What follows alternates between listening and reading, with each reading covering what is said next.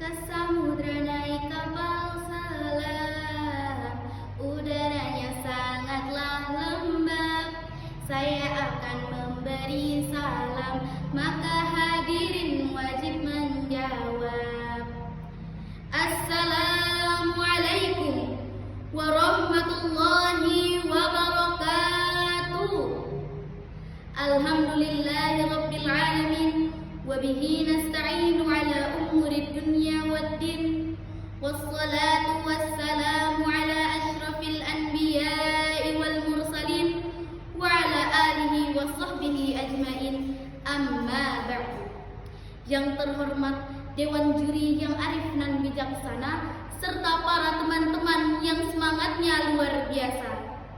Pertama dan yang paling utama, marilah kita panjatkan puja dan puji syukur kita atas kehadirat Allah Subhanahu wa Ta'ala. Allah yang Maha Mengetahui dan Maha Melihat hamba-hambanya. Maha suci Allah, Dialah yang menciptakan bintang-bintang di langit dan dijadikan penerang dan bulan yang bercahaya.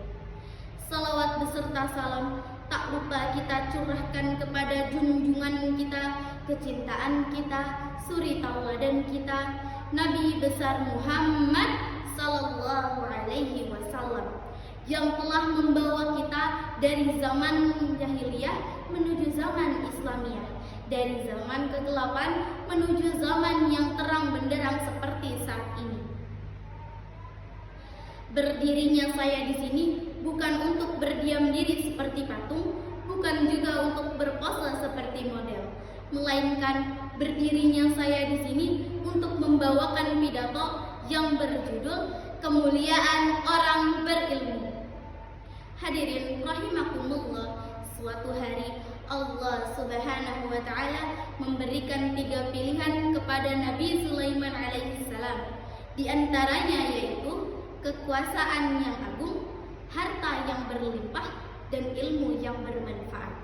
Apakah Nabi Sulaiman memilih kekuasaan yang agung? Tidak.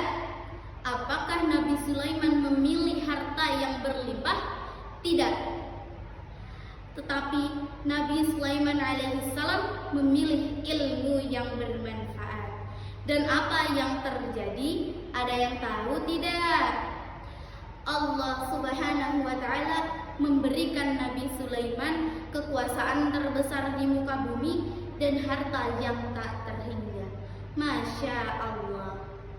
Dari kisah tadi menggambarkan kepada kita bahwa ilmu adalah kunci dari semua kebaikan, dan dengan ilmu datanglah segala kemuliaan. Di dalam Islam, ilmu bukan hanya merupakan alat untuk memahami dunia, tetapi juga sarana untuk mendekatkan diri kepada Allah Subhanahu wa Ta'ala. Ilmu juga dapat mengangkat derajat seseorang tanpa tahu dari mana asal kita atau latar belakang kita.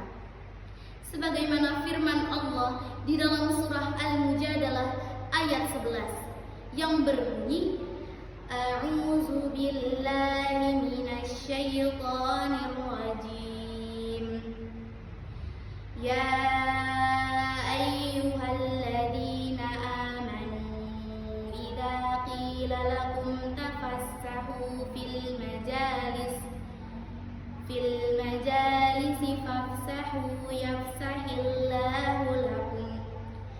Wa idza qila anshuzu fanshuzu yarfa'illahu alladhina amanu minkum walladhina utul ilma darajat wallahu bima ta'maluna khabir. Yang artinya, wahai orang-orang yang beriman, apabila dikatakan kepadamu berilah kelapangan di dalam majlis-majlis, maka lapangkanlah, niscaya Allah akan memberikan kelapangan kepadamu. Dan apabila dikatakan kepadamu berdirilah kamu, maka berdirilah, niscaya Allah akan mengangkat orang-orang yang beriman di antaramu dan orang yang diberi ilmu beberapa derajat. Allah Maha teliti terhadap apa yang kamu kerjakan. dari ayat tadi menggambarkan kepada kita bahwa dengan ilmu manusia dapat membedakan mana yang baik dan mana yang buruk, mana yang hak dan mana yang batil. Hadirin rahimakumullah, di dunia ini banyak orang yang mencari ilmu hanya tujuannya untuk dunia saja. Sebagai umat muslim, kita sudah diajarkan bahwa menuntut ilmu harus dengan niat yang lurus, yaitu untuk mengharap keridhaan Allah Subhanahu wa taala.